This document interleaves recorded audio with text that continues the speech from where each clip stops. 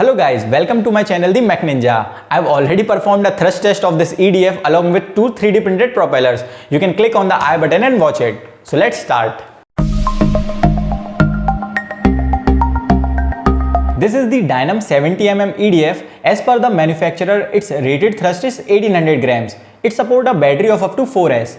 I have purchased it for around $40 and the best buy link is in the description. In today's video, we'll do a thrust test of this EDF with a brand new battery, as well as we'll create a 3D printed replica of it and compare their thrust. Because the challenge is to design an EDF which is similar to the ones available in the market in terms of performance. So this is the CAD model of it. All these dimensions are similar to that of the Dynam EDF. So I've 3D printed it parts using 0.2 mm layer height and 30% infill. Only the propeller is printed at 0.1 mm layer height so that we get smooth surface finish to reduce air resistance.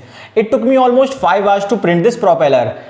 All these file links are in the description, or you can visit www.themechninja.com. So let's start its assembly. I will be using this Sunfun series motor of 2500 kV.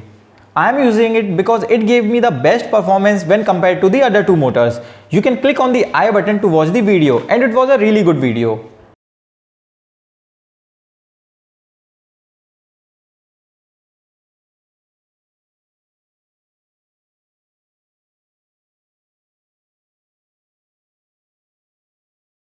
Now the EDF is completed. Now we will mount it on the test rig. Its weight is around 121 grams. This is the thrust test rig. It has an 80 ampere ESC, one servo tester for throttling, wattmeter to show the readings, and a spring balance to measure the thrust. Now let's attach this 3D printed EDF.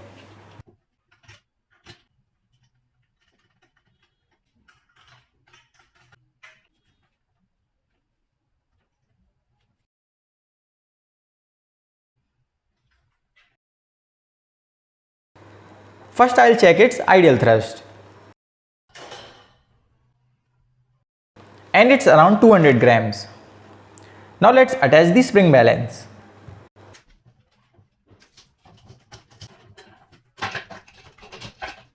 So first I will test it using a 3S battery, and let's check its voltage. And it is approx 12.5 volt, hence it is fully charged.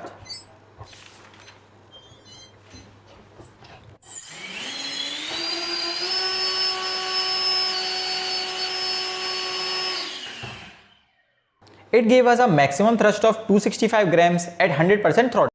Now let's test it using a 4S battery. This is a brand new battery because there was a lots of voltage drop in the previous battery.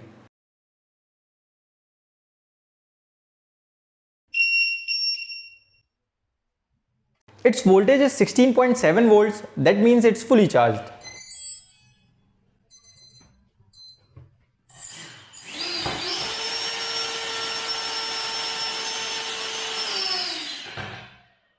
It gave us a thrust of 615 grams.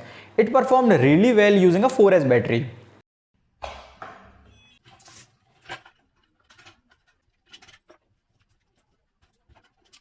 Now I will replace this 3D printed EDF with this Dynam EDF and test it. So first I'll check its weight, and it is around 196 grams.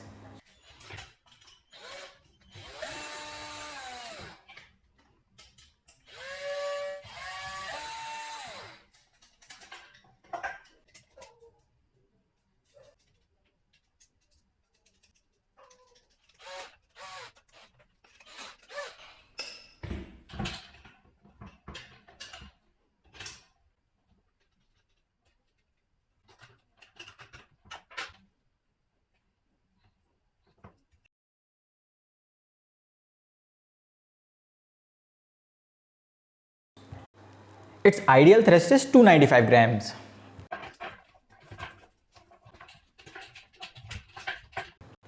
So guys, before testing, I always wear my safety glasses because these propellers can explode anytime and hit us. So you have to be very cautious while performing these tests or while working with the EDF. Before testing, I'll add some weight on this rig so that it doesn't move during the test. Now first I'll test it using a 3S battery.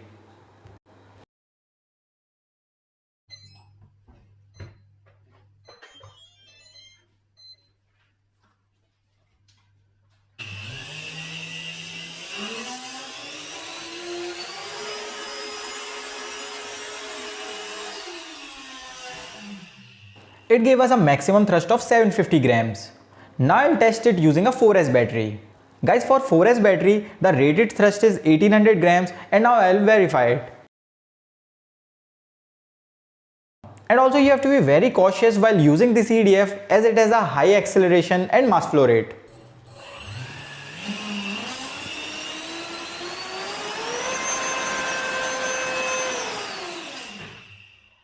I have tested it for a shorter duration and it gave us a thrust of 1460 grams. I have tested both the EDF and it's time for the observation. So first let's talk about this 3D printed EDF. So using a 3S battery, it gave us a thrust of 480 grams at an efficiency of 1.61, and using a 4S battery, it gave us 895 grams of thrust at an efficiency of 1.52. So this is the maximum thrust we have got so far. We have designed so many EDFs of different sizes and we got the maximum thrust at 70 mm EDF. Now let's talk about this Dynam EDF. So at 3S battery, it gave us 1045 grams of thrust at an efficiency of 2.2, and using a 4S battery, it gave us 1755 grams of thrust at an efficiency of 1.94. So if you have seen in my previous video, it gave us approx 1200 grams of thrust because at that time I used an old battery. But this time it gave us approx 1800 grams of thrust. So we can say it is designed as per its manufacturer specifications. There is a thrust difference of 860 grams between these two EDF, and there are various reasons because of this difference. But I'll highlight 4 important reasons. So the first is nose cone. This nose cone smoothly directs the air towards the EDF and thus reduces the aerodynamic drag. But in this case, it is eliminated because these motor requires cooling, and these vents pushes the air towards the motor coil and helps in cooling the motor. So the nose cone is eliminated here. Second is smooth surface finish. So you can see these 3D printed parts are rough in surface because they are printed layer wise. We can make them smooth by cleaning it with acetone or by sanding it. As the air passes through the blade, because of rough surface, the drag force increases, and because of which frictional loss increases and the thrust is reduced. So the third reason is different motors. So this EDF has a 2600 kV motor which is specifically designed for EDF. It has a high RPM as well as high torque. But in this EDF, we are using a motor which is specifically designed for propellers. So it has a high RPM but it has a low torque, but we are still using it in EDF.